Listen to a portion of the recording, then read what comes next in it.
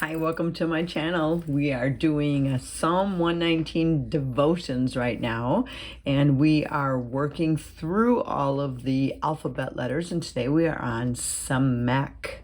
So let's read through, and we've been going through and looking for certain things. So first we're going to go through and we're going to look for the words that mean law, and then we're going to go back through and we're going to look for confessions and prayers. So let's start and just read through it. It says this: I hate double-minded people, but I love your law. So there's the word law. You are my refuge and my shield. I have put my hope in your word. So there's the word word. Away from me, you evildoers, that I may keep the commands of my God. Can already tell that he's having a problem with evil people again. Sustain me, my God, according to your promise. There's the word. The word for word there is promise. And I will live. Do not let my hopes be dashed. Uphold me and I will be delivered. I will always have regard for your decrees. So see, even in the midst of trouble, he's talking about hanging on to the word. You reject all who stray from your decrees, for their delusions come to nothing. So there's the word decrees again. All the wicked of the earth you discard like dross. Therefore, I love your statutes. So there's the word statutes. My flesh trembles in fear of you. I stand in awe of your laws. So there we found all the words that mean the word of God. Now what we're going to do is we're going to go back and let's look for confessions and for prayers. And then we're going to go back and break down some words so that we can really understand a little bit more about where he's going with this psalm, this section, and what he's saying. So we have been marking, if we go back and look, we have been marking our confessions in yellow and our prayers in green. So let's go back and look. I hate double-minded people is basically just a statement, but I love your law. I want to have that be a confession, right? That I love your law. So we're going to put that in yellow. You are my refuge and my shield. Again, a great confession. I have put my hope in your word. Another confession. So you can see in the first two verses already, we've got confession, confession, confessions. I hate double-minded people is actually a confession. I don't want to speak that over myself, so I don't write that one down. But I love your law. You are my refuge and my shield. I put my hope in your word. Those are all great things to confess.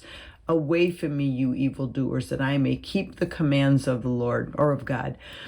I don't really look at that as a confession. He's just saying, if you go away, then I can do that. Sustain me, my God. Well, there is a prayer. He's asking for God to sustain him according to his promise. And then I will live.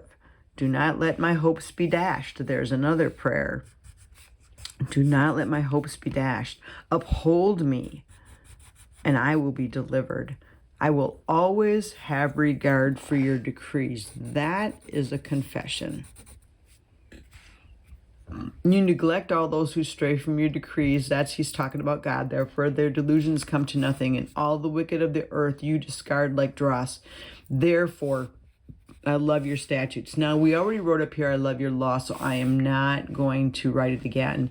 My flesh trembles in fear of you. I like that statement. So I'm going to put that as a confession. And then I stand in awe of your laws. So standing in awe of your laws is a little bit different than just saying, I love your law. So I wrote all those down. So you can see not a lot of prayers, but several really great confessions. So now let's just go back and work through this just a little bit so that we have a little bit of understanding. So the first line here, I hate double-minded people. My first thought was, what does he mean by double-minded people?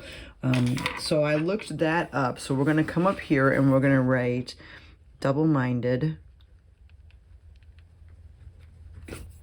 And then the word, it's 5588. And the Hebrew word is seeph. It's S-E-E-P-H, seeph. And it means divided. Someone who is divided, or someone that half-hearted. And sometimes it can mean someone who's a skeptic because of the fact that they're half-hearted and they're divided. So I wrote all of that. And this is like at first I look at it and go, why do you hate people who are double-minded or half-hearted? And then I look at that and go, half-hearted means you're not really in it. You're not really putting your all in it. And he's saying, no, I love your law. I'm going to put everything in it when I'm serving you. So I just think that's a really great concept. And the word law here is Torah. Then he says, you are my refuge and my shield. I looked those words up, and refuge just means like your hiding place. So I'm just going to write that right underneath here. It means hiding place. And then that shield here is the word magen, which we have studied several times when we've studied the rest of the Psalms. So right now I'm just going to write magen. And then if it's helpful to you, because you don't remember it from previous, I'm just going to write up here shield. And that we said was magen. And what that is that round shield that covers the body. That's on their arm. So round shield on arm. And then I'm just going to say covers the body. So he's saying you're my hiding place and you're my shield. Like you defend me as I stand behind that shield. And then again, he's saying, I hate double-minded people. So he's saying, away from me, stay away from me. I don't want even to be around people like that. And that is a great concept for us to live in the world that we live in today, to stay away from evildoers, because I want to keep the commands of God. I love that concept. So let's go back here. Oops, I'm sorry, I skipped a line here. I put my hope in your word. This is debar. And then when he says, I want to keep the commands of God, this is mitzvah. And commands, mitzvah, again, meaning kind of like the instructions. And then I keep. The word keep here is natsar, which we've seen lots of times. And remember, natsar is just another way to say obey. So I'm actually just going to write that in there, obey. So it's natsar as opposed to Shema. So I keep the commands of my God. Then he says, sustain me, God, according to your promise. So let's mark down promise here is Imra.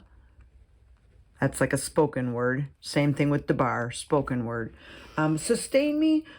The word sustain means to uphold or to bear up or to support. Like, so I sustain, we talk about like a building being sustained by its foundation. So he's asking for the Lord to like be his support, to bear him up, to keep him from falling. That's what the word sustain means. So I actually looked up the word in the Hebrew, and it means to lean, to rest, to support, to rely, to uphold. But then I looked it up in the dictionary, and that was where I got this: to keep you from falling, to keep you from sinking into despondence could be another definition, or to maintain. So he's saying, as I'm reading your word, according to your promises, that's what's going to bear me up. That's what's going to support me. That's what's going to help me maintain. And I will live. Do not let my hopes be dashed. Because remember, he's putting his hope in the word. So he's saying, I don't want my hopes to be dashed. Then he says, uphold me and I will be delivered. These two words, this is what we see often in the Psalms, using two different Hebrew words to say exactly the same thing. It's like a parallelism. So sustain and uphold mean the same thing. So he's just saying the same thing again. Lord, uphold me. And if you do that, then I will be delivered. I will always have regard for your decrees. I love that. Like, I'm always going to follow after your word. I'm always going to have regard. And I looked up that word have regard, and it means to gaze. I love that. Like, I'm going to gaze upon your decrees always, keeping my eye on what your decrees say. And that's the word chok. Then he's making a statement, just, all who you reject, all who stray from your chok. So he's saying, I have regard for it. I'm always going to follow after it. But because you reject those who stay away from it, who stray away from it. For their delusions come to nothing, like their ideas and things that they're planning.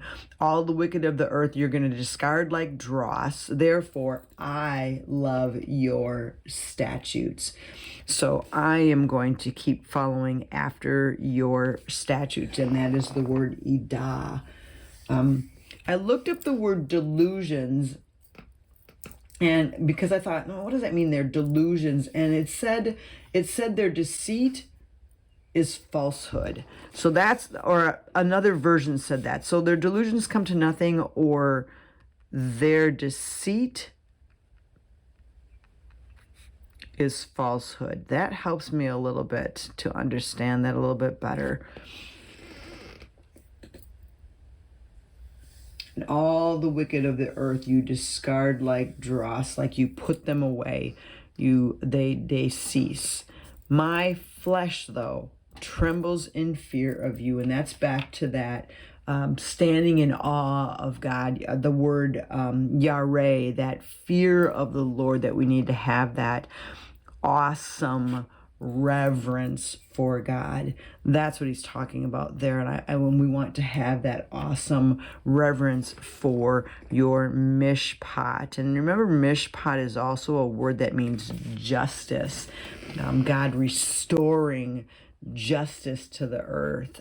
So I love that. I think that's a beautiful way of saying, like, I'm going to stand in awe of that, in reverential awe of the fact that you will restore everything, the fact that you will make everything right, the fact that your word stands true.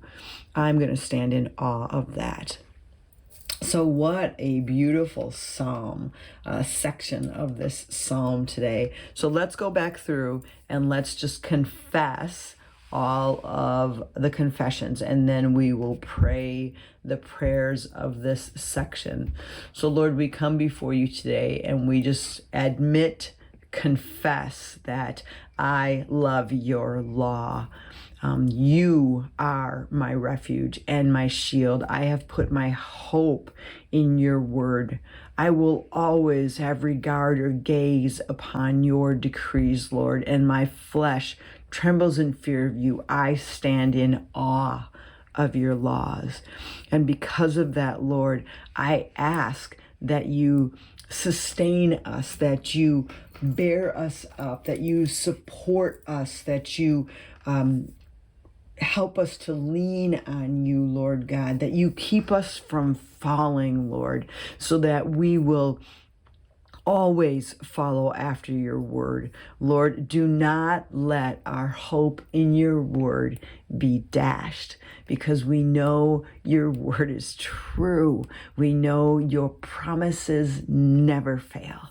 And we thank you for that. In Jesus' name, amen.